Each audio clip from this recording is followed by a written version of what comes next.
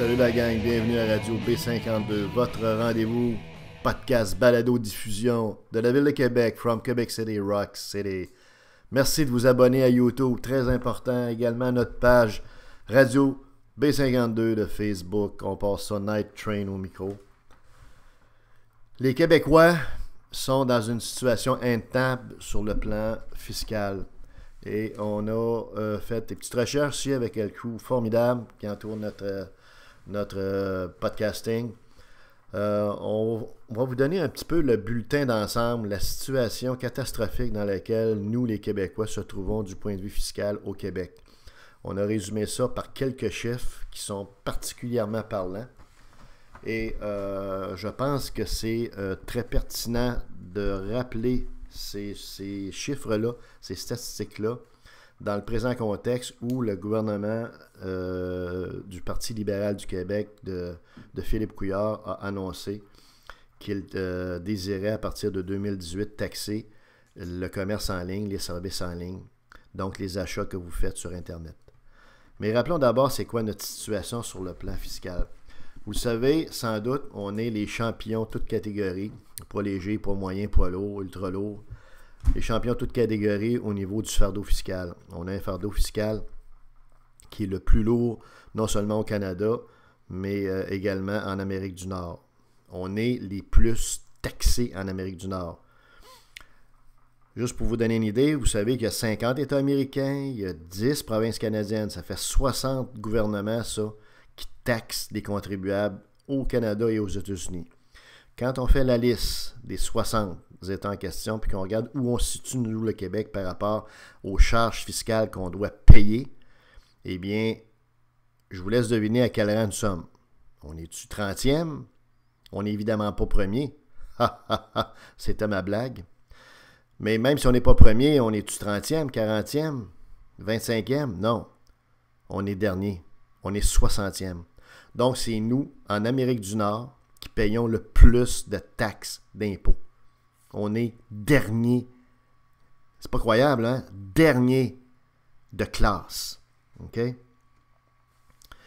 Juste pour vous donner une idée, il y a un indice économique qui s'appelle l'indice de liberté économique Fraser qui existe, qui permet de situer d'une autre façon l'indice, le fardeau fiscal de chacune des provinces pour les gens qui y vivent. Or, c'est un indice qui est très simple. Quand plus votre chiffre est bas, plus votre fardeau fiscal est élevé, donc ça va mal. Plus le chiffre est haut, moins vous payez d'impôts, moins vous avez de charges, plus vous avez d'argent dans vos poches pour payer vos biens de consommation, puis payer des petites gâteries à vos enfants. Or, on a comparé 3 provinces, l'Alberta, l'Ontario et le Québec. Bon, l'Alberta, évidemment, est à 9 sur 10, donc ça va bien, très peu de charges. L'Ontario est à 5.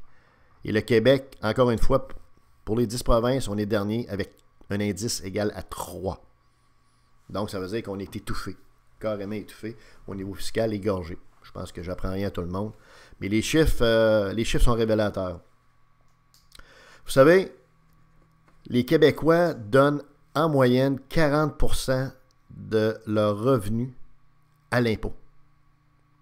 Et ça va en augmentant sans cesse parce qu'il y a régulièrement des hausses, soit de la TVQ, il y a des hausses qui sont constantes au niveau de la taxe sur l'essence, ce qu'on appelle la taxe escalateur. Il y a des hausses de contribution de la santé, des hausses de contribution à des fonds qui ont été créés maintenant par le gouvernement. Donc, tout ça fait en sorte que le 40% de revenus augmente sans arrêt. On va s'en reparler dans 5 ans, puis le 40% va peut-être être devenu 42%. Mais donc, c'est quand même important. Ça veut dire que sur un revenu, là, ça veut dire que c'est 40 000 $ sur un revenu familial annuel de 100 000 $ qui va à l'impôt. Donc, 40% au Québec. Au Canada, c'est 32%. Le fardeau fiscal des Canadiens en moyenne. Et aux États-Unis, êtes-vous bien assis, c'est 24% le pourcentage de fardeau fiscal per capita des Américains. Donc, je résume là. Nous, on paye 40% de nos revenus à l'impôt. Les Américains, en moyenne, 24%. On paye pratiquement le double de plus en impôts ici. OK? 2, 3 autres chiffres, et après ça, on va conclure. notre taux marginal d'impôt, ça c'est très important parce que c'est le taux qui est appliqué sur votre revenu imposable et sur lequel vous payez donc de l'impôt. Ben, ici, le taux marginal moyen, il est de 49% si le revenu est médian. Bon.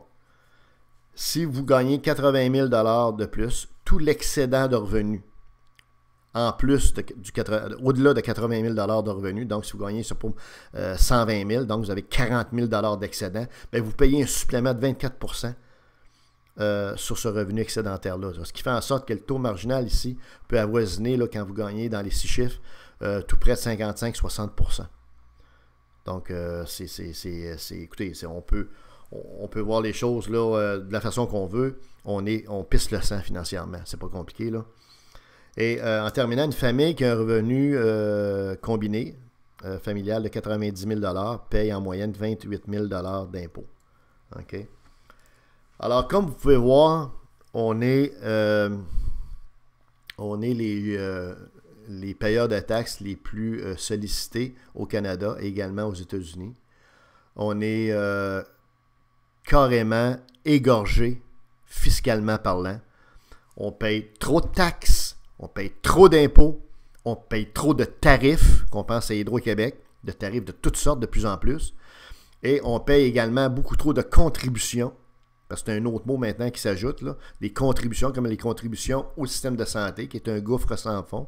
Quand vous mettez tout ça ensemble, ça vous donne le portrait qu'on vient de vous donner, qui est catastrophique, qui fait en sorte qu'on n'a pas bien d'argent dans nos poches. On peut même se demander comment ça se fait qu'il y a autant de gens qui peuvent se payer des maisons, qui peuvent se payer des voyages dans le sud, qui peuvent se payer des belles voitures.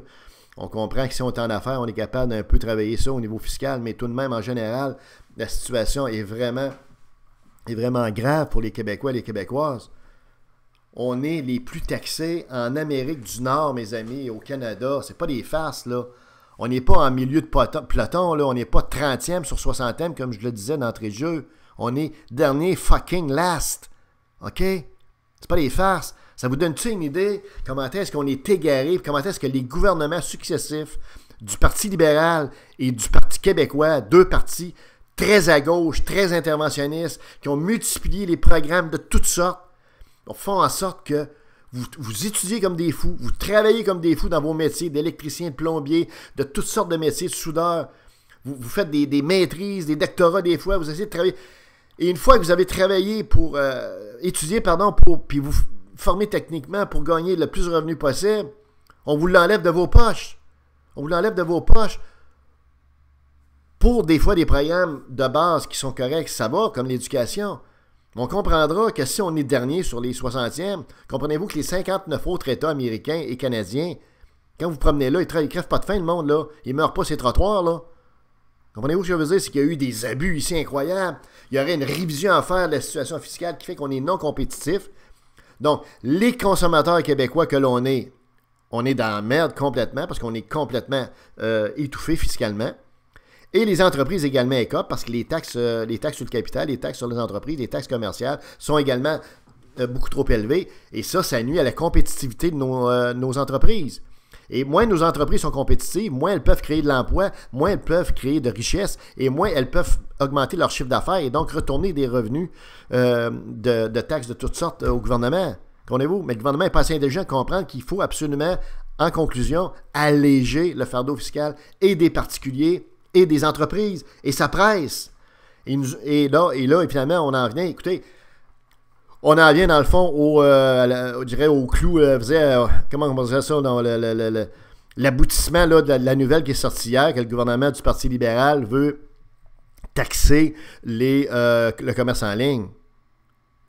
Imaginez-vous, il faut vraiment être déconnecté, débranché. Il faut vraiment que Couillard et sa gang soient débranchés pour ajouter par-dessus la pile déjà beaucoup trop lourde, beaucoup trop pesante sur nos épaules au niveau fiscal, rajouter encore une autre taxe par-dessus ça. OK? Il y a 6 milliards à peu près de ventes en ligne qui se font au Québec. Là-dessus, il y en a 25% qui sont faites par des entreprises québécoises. Donc, ces entreprises-là vont chercher quand même un bon chiffre d'affaires. Il me semble qu'à la moindre des choses, si le gouvernement était à l'écoute des Québécois et des Québécoises et avait à cœur l'intérêt des Québécois, ce serait de ne pas augmenter, de ne pas taxer les services en ligne. Au contraire, de faire comme d'autres partis suggèrent, de diminuer les taxes à consommation pour donner de l'air, donner de l'oxygène aux Québécois et Québécoises qu'ils méritent amplement. Parce qu'actuellement, c'est insensé, ça n'a pas de sens. Aucun bon sens ce qui se passe actuellement. On est complètement dans le champ, dans le dallo. C'était Radio B52 Night Train.